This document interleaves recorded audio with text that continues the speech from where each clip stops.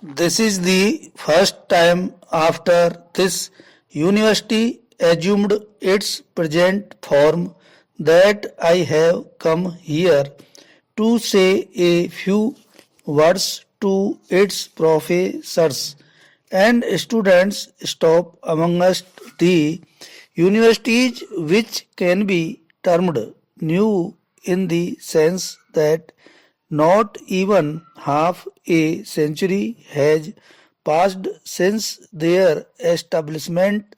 This university, except the Banaras University, may perhaps be said to be the oldest stop, but it was only a little time ago that it assumed its present form, and from that point of view it may be said to be the youngest of the new universities. Stop.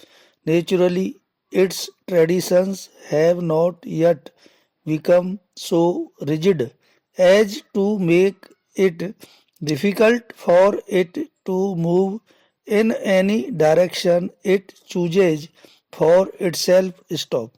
I therefore expect it to maintain a system of education which would enable it to fulfill all the purposes which education has in the life of man. Stop.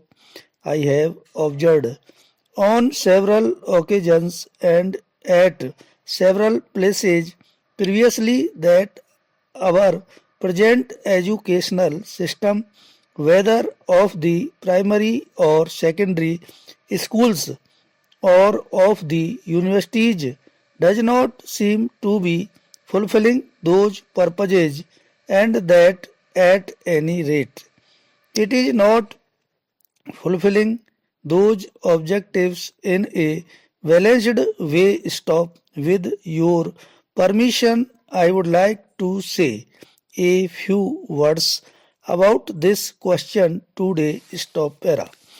In my view, the objectives of education are three, two of which relate more or less to the life of the individual as such, while the third is concerned with his collective life.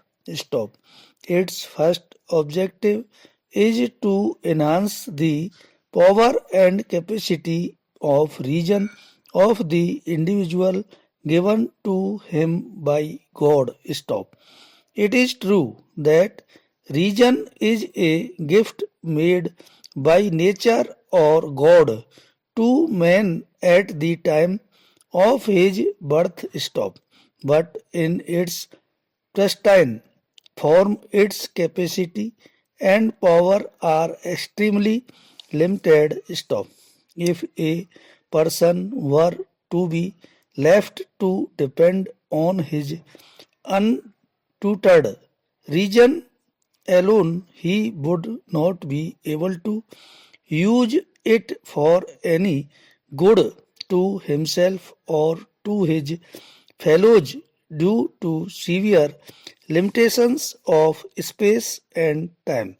Stop. But if this rational faculty is enriched by the accumulated experience of the past generations, its power and capacity are increased very greatly, for then the individual is able to grasp numerous truths of great utility relating to himself and the animate and inanimate would around him, which he could not possibly have learnt by means of his own unaided reason because of other reasons. Stop para.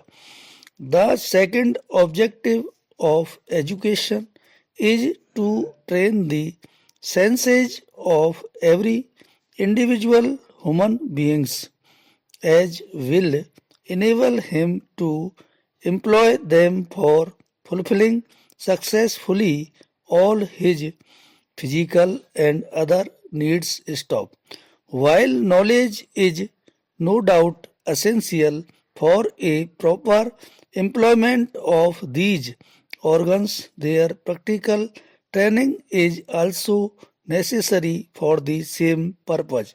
Stop. However vigorous or energetic a man may be, he cannot effectively undertake any work unless his bodily organs are also properly trained and have some experience of that kind of work.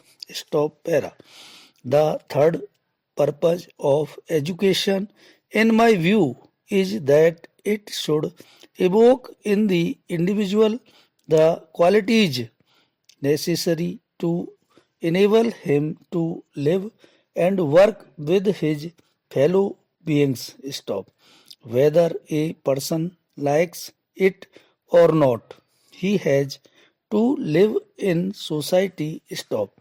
No one can wholly retire from the world and live in an isolated cottage of his own. Stop.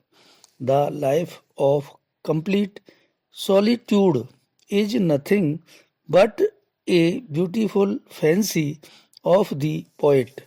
It is not and cannot be a fact of life. Stop.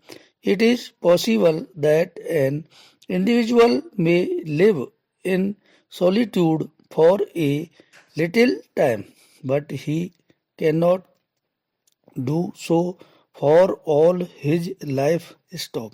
So when collective life is an inevitable and ineluctable fact of human life, it is absolutely necessary that every individual should be fully convergent with the art of collective living. Stop.